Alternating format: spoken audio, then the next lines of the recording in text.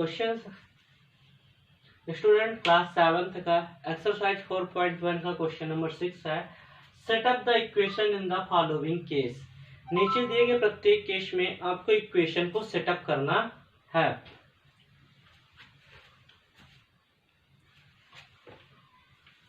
तो first question है, Irfan says that he has, क्या है, Irfan says that he has 7 marbles. Irfan says that he has 7 marbles more than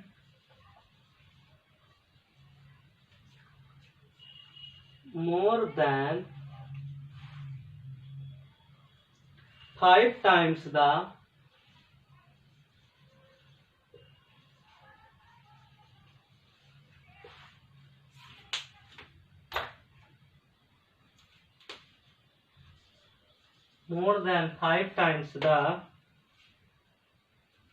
marble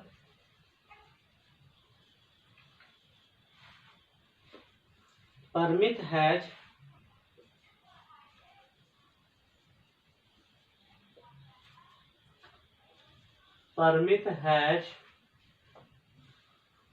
Irfan has 37 marbles. Irfan has 37 marbles. सुनिए, इरफान कहता है that he has 7 marbles more than 5 times of the marble permit.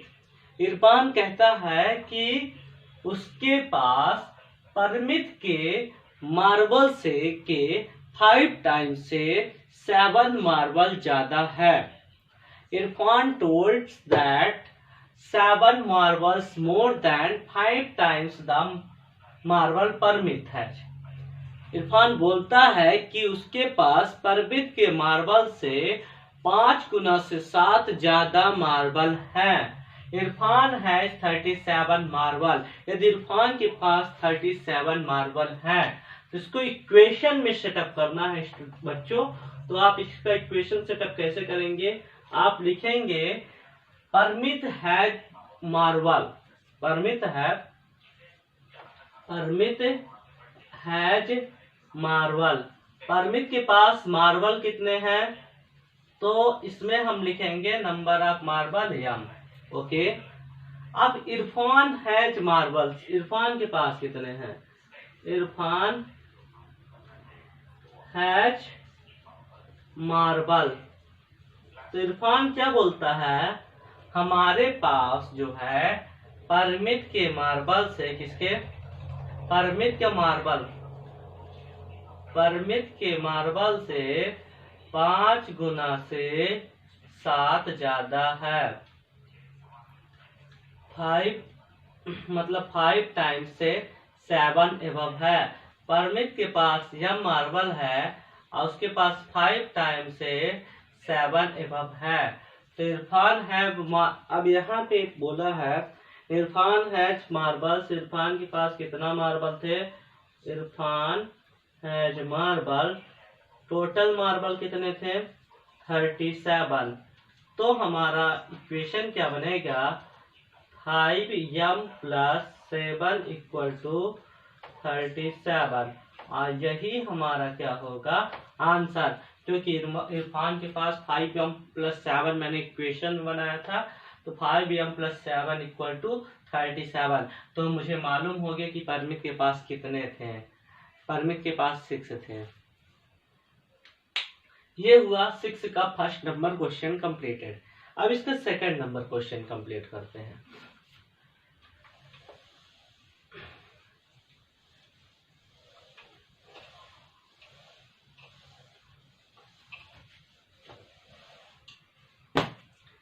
Second number में लिखा है Lakshmi father's is 49 years old. Lakshmi के father की as मालूम है। Lakshmi fathers is 49 years old.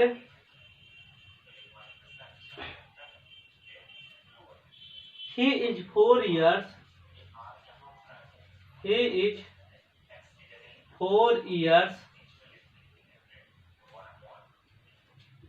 older than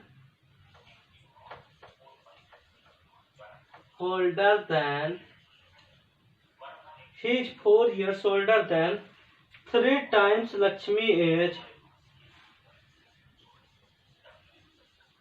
3 times Lakshmi age.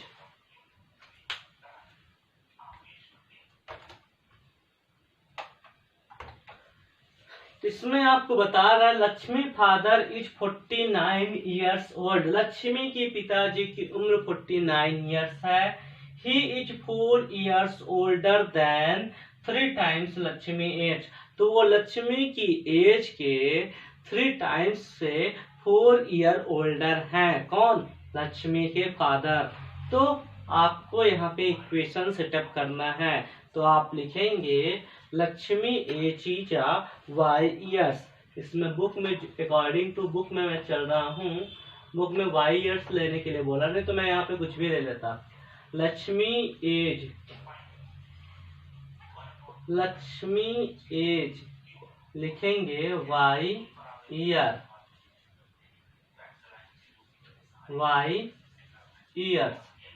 अब Lakshmi father age, Lakshmi father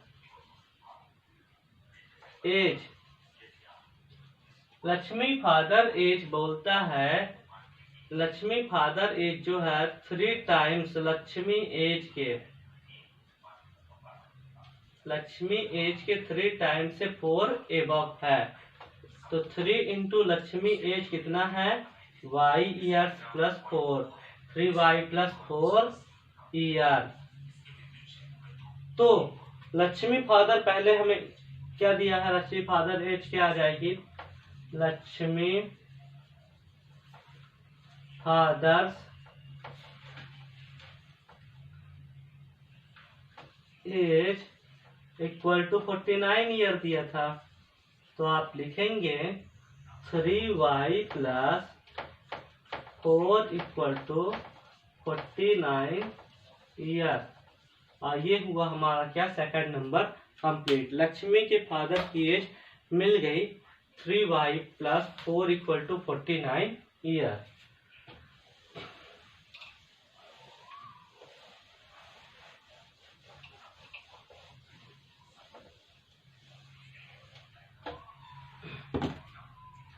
अब इसी में third question, the teacher tells the class,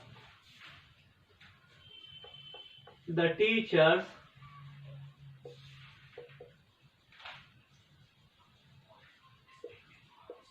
tells the class,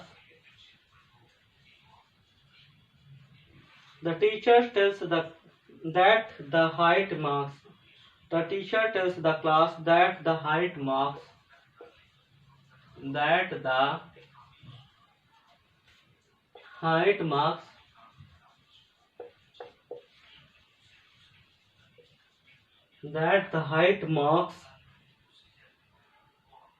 obtained by a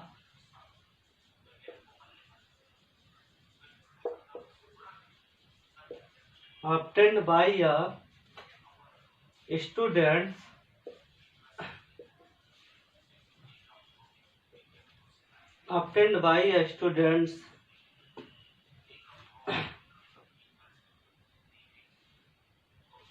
in her class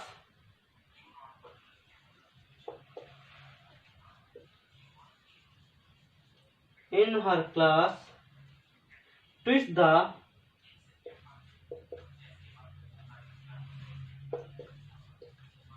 lowest marks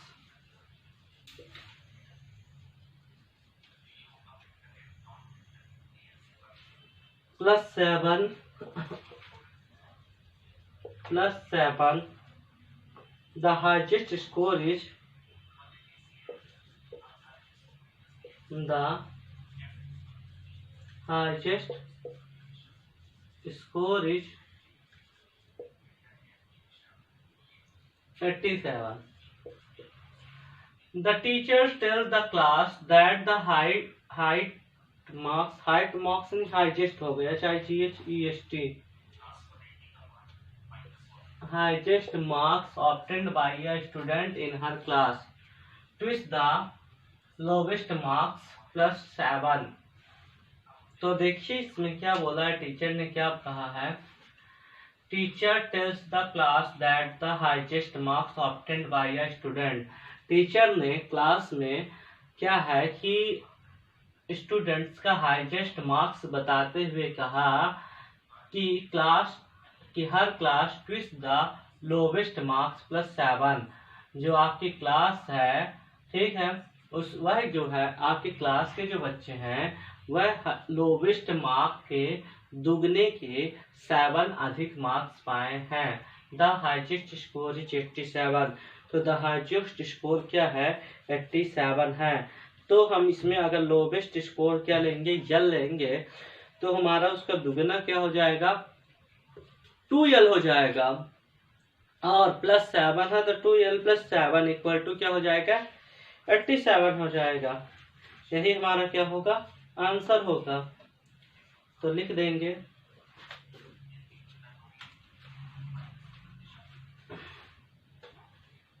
students, solve में लिखेंगे, solve third में lowest marks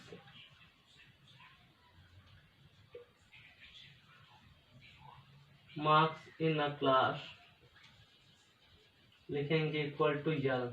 okay, फिर highest marks क्या हो जाएगा, हाईएस्ट मार्क्स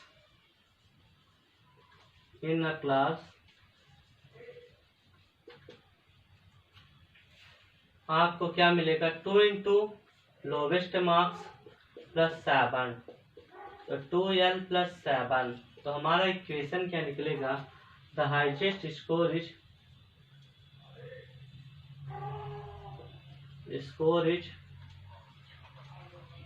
87। तो आपको क्या मिला, 2l प्लस 7 इक्वल टू 87। ये इक्वेशन मिला, आंसर थर्ड कंप्लीटेड। फिर इसमें फोर्थ क्वेश्चन है, in an isosceles triangles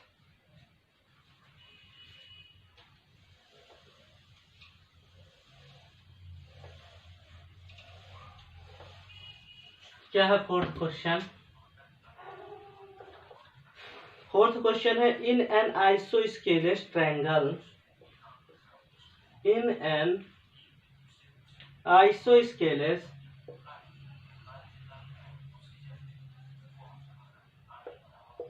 triangle, in an isosceles triangle that vertex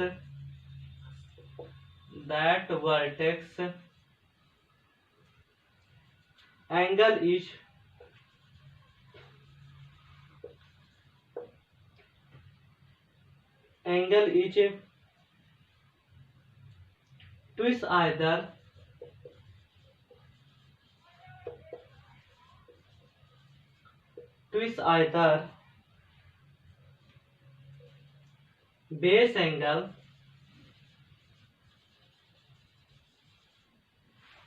twice either base angle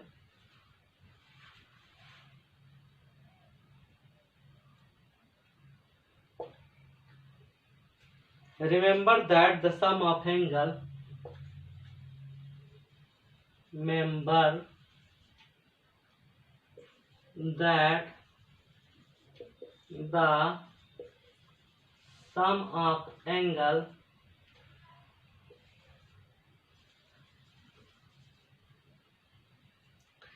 sum of angle of a triangle is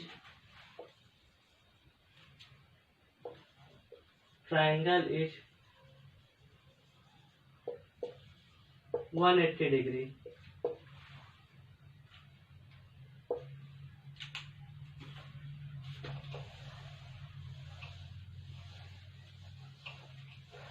4 number question है set up the equation in the following cases में का 4 number है in an isosceles triangle.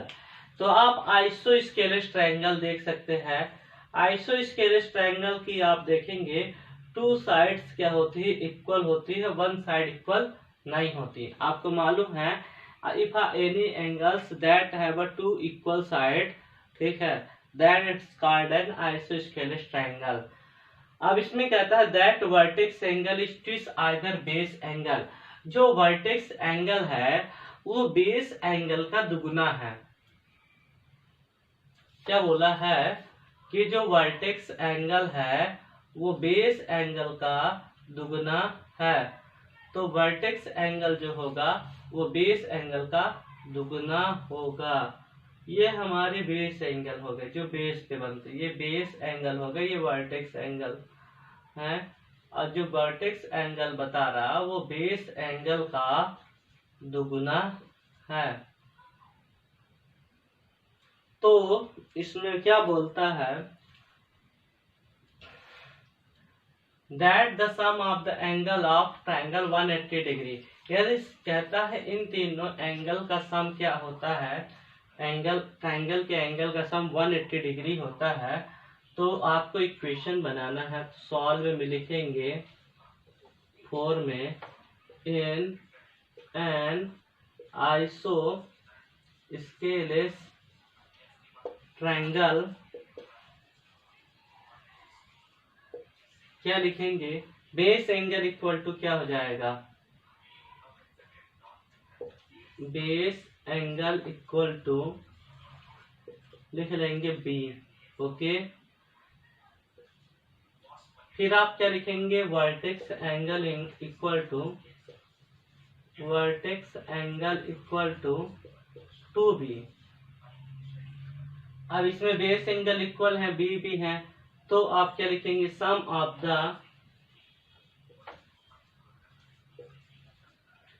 Angle of triangle